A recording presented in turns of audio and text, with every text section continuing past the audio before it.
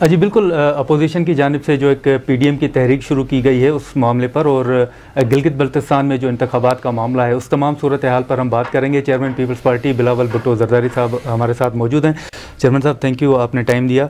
गिलगित बल्तिस्तान में जो इंतखाबी मुहिम गुज़िश्ता कई हफ़्तों से आप कर रहे हैं, नून लीग के रहनुमा भी यहाँ पर आए, उन्होंने भी इंतखाबी मुहिम शुरू की हुई है, लेकिन उन्होंने खदशात का भी इजहार किया हुआ है कि 15 नवंबर तक जो है वो किसी न किसी धांधली का कोई खदशा है। तो पीपल्स पार्टी भी समझती है कि कोई खदशा है धांधली का। आई एम श्योर आप हमारी तकरीरें सुन रहे होंगे और जगह जगह जहाँ हमारे इश्यूज़ है हम उनको हाईलाइट कर रहे हैं।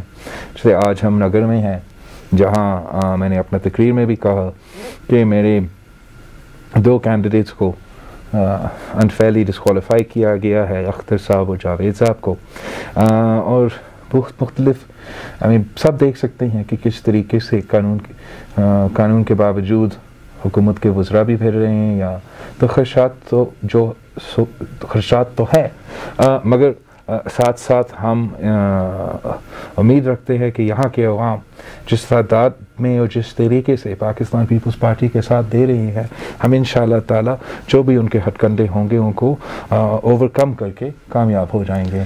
तो सर, अगर जो नतायज आते हैं वो पीपल्स पार्टी के हक़ में नहीं होते तो आप खुले दिल से वो कबूल करेंगे या अदालत का दरवाज़ा खटखटाएंगे? जैसे अगर साफ शफाफ इलेक्शंस होंगे, मैं बहुत ना सिर्फ वेलकम करूँगा, मैं समझूँगा बहुत ज़रूरी है, और पहले दिल से मेरा यही मुतालबा रहा है कि गिलगित बल्तिस्तान में साफ शफाफ इलेक्शंस हो, और इस वक्त इससे ज़्यादा कोई सिक्योरिटी रिस्क नहीं है कि ये इलेक्शंस मुतनाज़ा हो जाए, बिकॉज़ जो यहाँ के तहरीक अपने हकमियत के लिए चल रहे हैं, अपने सूबों के लिए चल रहे हैं, उस प्रोसेस को मुतनाज़ा ना किया जाए।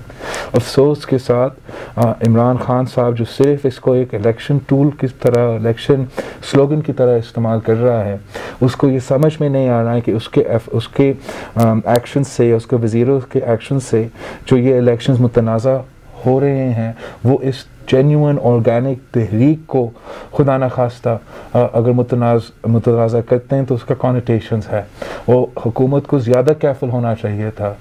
लेकिन आज तक जिस तरीके से उनके वज़ीर, वफाकी वज़ीर गिलगित बल्तिस्तान में कानून के ख़िलाफ़ वर्जी करते हुए कैंपेन कर रहे हैं, वो प्री पोल रिगिंग आपके सामने है। सर, जो साबिक़ सदर आसिफ अली जरदारी साहब ने भी पार्लियामेंट में बात की थी और कहा था कि 2020 के आखिर में इस हुकूमत का ख़ात्मा हो जाएगा, तो जो पीडीएम के तहत एक जो शुरू किया गया है इत्तेहाद, आप क्या देखते हैं तहरीक इंसाफ की हुकूमत वो वफाक में कब तक होगी? बीच में तो कोरोना भी आ गया था, लेकिन पाकिस्तान डेमोक्रेटिक मूवमेंट का जो टाइम टेबल है वो बड़े क्लियर हैं, और जनवरी तक हमारा लॉन्ग मार्च शुरू होगा, तो फरवरी में इस हुकूमत को जाना पड़ेगा। आप नहीं समझते कि पीडीएम मुतनाज़ा हो रहा है? कुछ जो बयानात आ रहे हैं मौजूदा सूरत हाल में, मैं समझता हूँ कि एक नाकाम कोशिश जारी है पीडीएम को मुतनाज़ा करवा देना, डिवाइड एंड रूल का साजिशें पक रहे होंगे, लेकिन सारी जो जमातें हैं पीडीएम में वो ना सिर्फ मुत्तहद है, मगर जो ये गदार के फतवे बांटने वाले हैं, अगर 2020 में भी उनको नहीं मालूम है कि ये कार्ड काफ़ी खेल चुका है, पाकिस्तानी अवाम इस कार्ड को जानते हैं, और इमरान का जो बयानिया है वो खोखला है, वो बड़े अजीब है कि ना सिर्फ लीडरशिप को मगर हमारे कारकुन को, पाकिस्तान के अवाम को कह रहे हैं कि अगर आप पीपल्स पार्टी और नून लीग के साथ तो आप गद्दार हो। पाकिस्तान के अवाम जानते हैं कि कुलभूषण को एनआरओ देने वाले तो इमरान था, मोदी की जीत की दुआ करने वाला तो इमरान था, कश्मीर के सौदा करने वाला तो इमरान था। तो ये बयानिया नाकाम रहेगा, और पीडीएम का तहरीक को इंशाअल्लाह ताला कामयाबी ही हासिल होगी इस जद्दोजहद में, इसलिए कि हम सच के साथ है, हम जमहूरियत के साथ है। सर, पीडीएम में जो बेशतर जमातें हैं वो नवाज शरीफ साहब के बयानिए से इत्तफाक नहीं करती, क्या पीपल्स पार्टी उनके बयानिए से इत्तफाक करती है? नहीं, हमारा पूरा पीडीएम के बयानिया एक है कि इस्टेब्लिशमेंट का अमल दखल सियासत में ख़त्म होना चाहिए। हमें जो पाकिस्तान की 70 साल तारीख़ में ये जो मसला है इसको हल करना चाहिए, और इस पॉइंट पे हम सब मुत्तहिद है, हम सब एक है।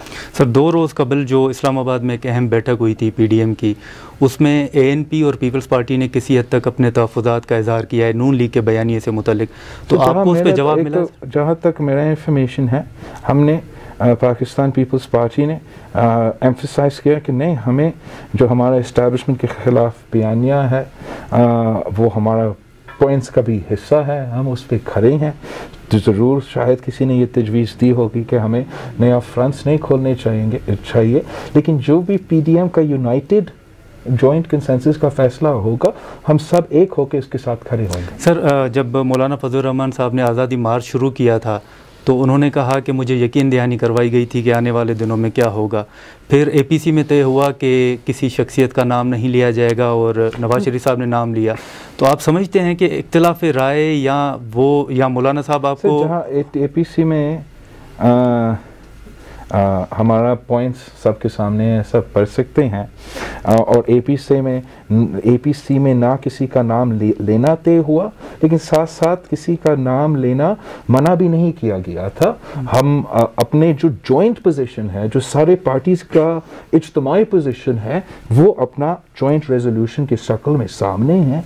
जो अपने अपनी जमातों का बयानिया हो सकते हैं, उनके अपने तरीक़ेकार हो सकते हैं, वो सियासत का हिस्सा है, वो उनका हक है, वो आपके सामने। सर 2 आखिरी सवालात हैं। एक है कि इमरानी मुआहदे से मुतल्लिक बातें हो रही हैं, आप समझते हैं नेशनल डायलॉग का, इमरानी मुआहदे नेशनल डायलॉग, उस हवाले से आप समझते हैं कि उस डायलॉग में फ़ौज और अदलिया को भी शामिल होना चाहिए? देखो, मैं समझता हूँ कि इसका हल जमहूरियत ही है, एंड जमहूरी निज़ाम के तहत ही होना चाहिए।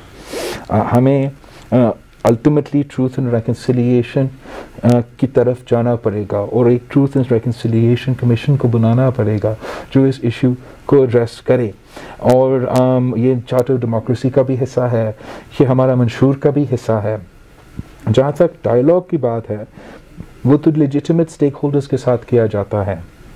वो फॉर एग्ज़ाम्पल अगर पार्लियामान के सरपरस्ती में हो, इस किस्म का जो सिलेक्टेड स्पीकर है, जो डिक्टेशन पे चलते हैं, कोई उसकी क़यादत पे नहीं मानेंगे।